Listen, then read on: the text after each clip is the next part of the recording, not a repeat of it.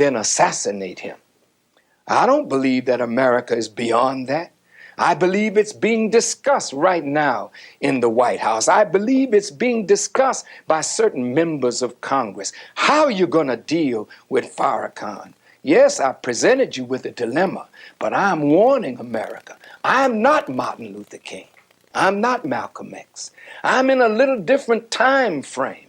And I think you would be wise to see if God is with me. And if God is with me, you would be well to leave me alone.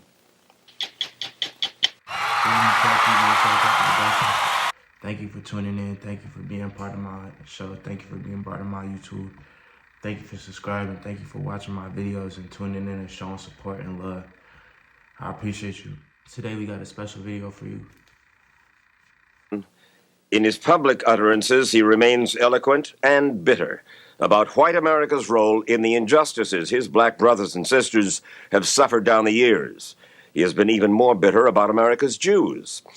But even though many Americans, black and white, perceive him as a racist, this leader of the Nation of Islam, with his million-man march last October, made himself a force to be reckoned with.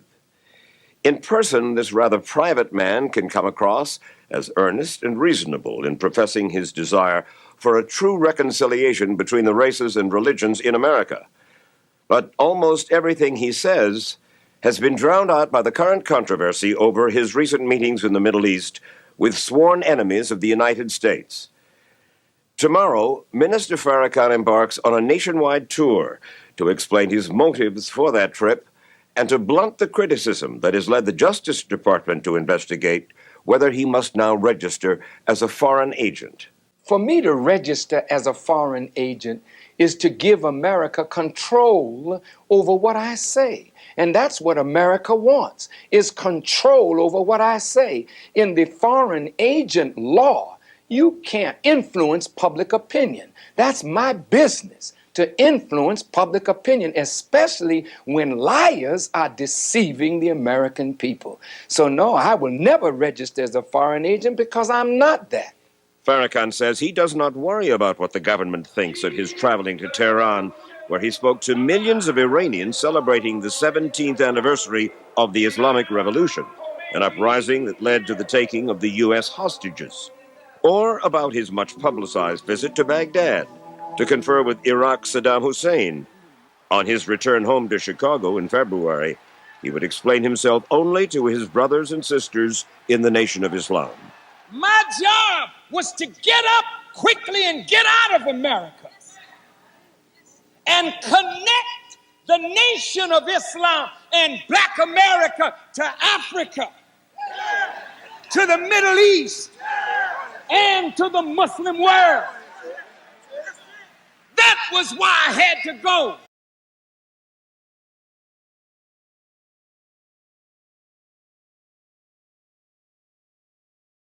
You go to Nigeria, which is, if not the most corrupt nation in Africa, and it is, it could be the most corrupt nation in the world, Minister Farrakhan. Oh, now, Mr. Wallace. It is the most corrupt nation that I have ever covered. I've been there 25 years ago, and I've been there as recently as last year. Fine.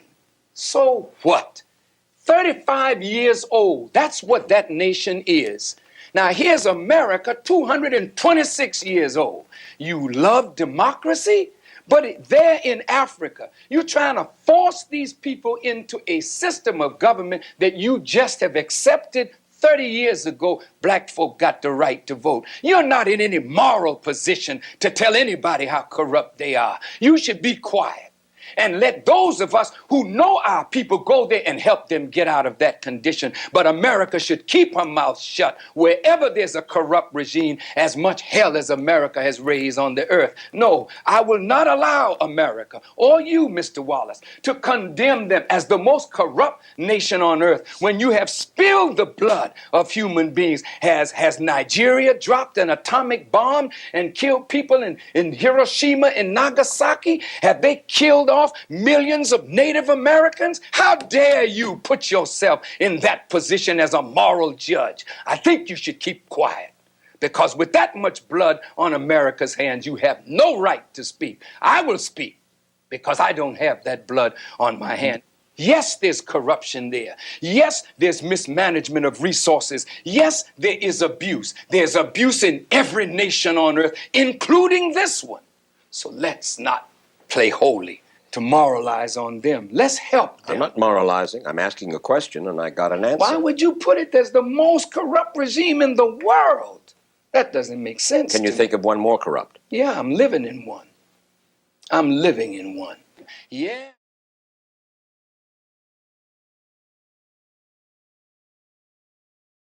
I mean to be so fiery. No, that's good. That's good. That's my passion. I first recognized the passion of the black Muslim movement and Louis Farrakhan way back in 1959 when I anchored a broadcast entitled The Hate That Hate Produced. The black Muslim meeting we filmed included a mock trial, a kind of passion play, where the white man was judged for crimes against the black race. The voice you will hear is that of the prosecutor. This tape will show you why white America was worried about the black Muslims. I charge the white man, ladies and gentlemen of the jury, with being the greatest murderer on earth. I charge the white man with being the greatest peace breaker on earth. I charge the white man with being the greatest adulterer on earth. I charge the white man with being the greatest troublemaker on earth. So therefore, ladies and gentlemen of the jury, I ask you, bring back a verdict of guilty as charged. I'm sure you remember that. You wrote it. Yes. And you believed that then? Oh, yes, I believe it now. History is not false. If he says that the white man did all these things, I did not write the white man's history. That history is written in murder, in the bloodshed of the darker peoples of the world, and even in the bloodshed of your own people. Back at that time, Elijah Muhammad, the man whom you revere and still regard as the Messiah, in a certain sense, no? Yes. He wanted a separation. I couldn't even talk to him. Do you still believe in separation of the races? I believe, Mike, that if we can't get along in peace, then we should separate. We have serious differences that are exacerbated now over time between black and white.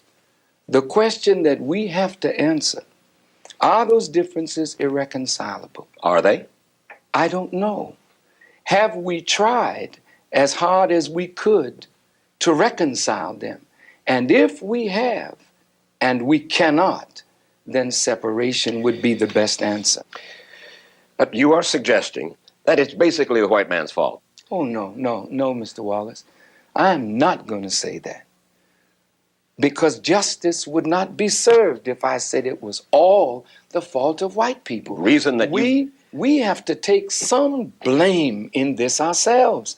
As black people, we can't sit around waiting for white people to do for us what we should be doing for ourselves. And our failure to do this is our fault.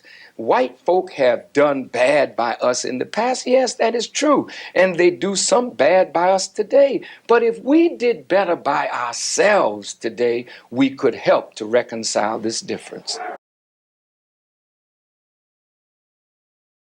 Black man who I believe had white parentage, black and white parentage.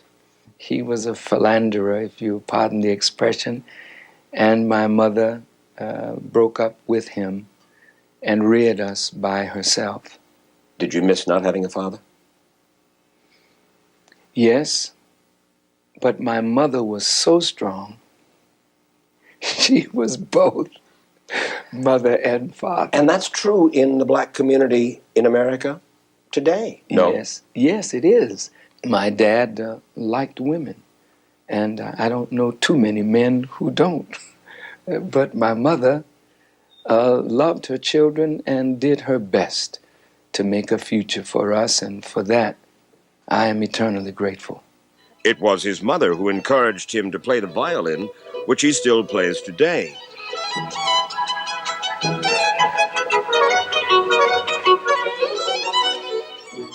In fact, the man born 63 years ago as Louis Eugene Walcott, who grew up in Roxbury, Massachusetts, originally wanted a career in show business as a singer.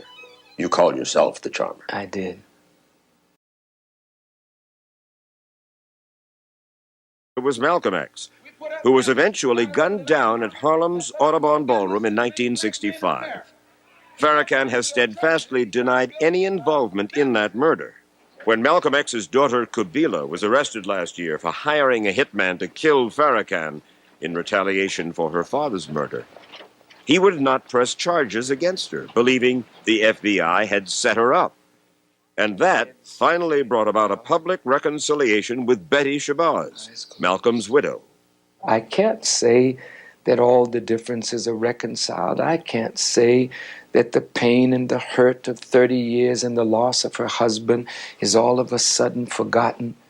But I can say, Mr. Wallace, that atonement and reconciliation is absolutely necessary. And we took that theme from Jewish tradition. You don't trust the media, you've said so. You don't trust whites, you've said so. You don't trust Jews, you've said so. Well, here I am, white, Jewish, and a reporter. So why in the world did you trust me enough to sit down to talk to me this way, Well, Minister Farrakhan? Let me say this. And if I'm in error, how am I going to know that? Unless there's a dialogue. And you say, no, Farrakhan, here's the truth. And if you can show me that I love truth, and I hope that I'm humble enough to be open enough to see the truth if you show it to me.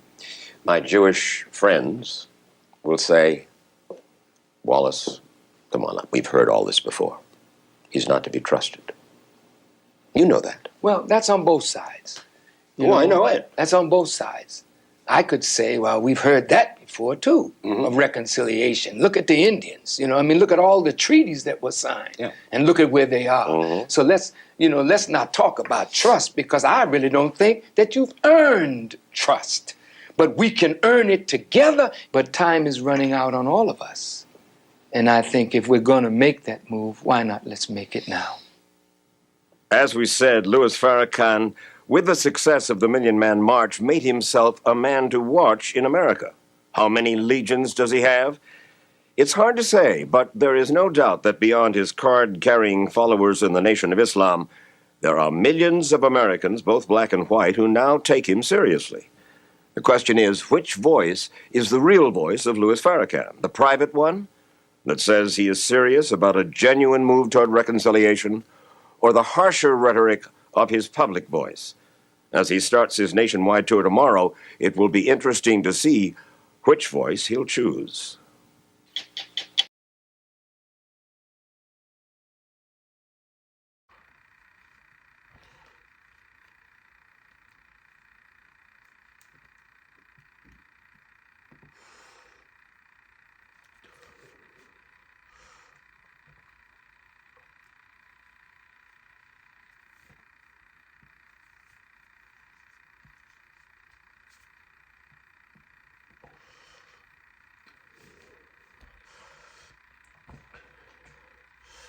Yeah.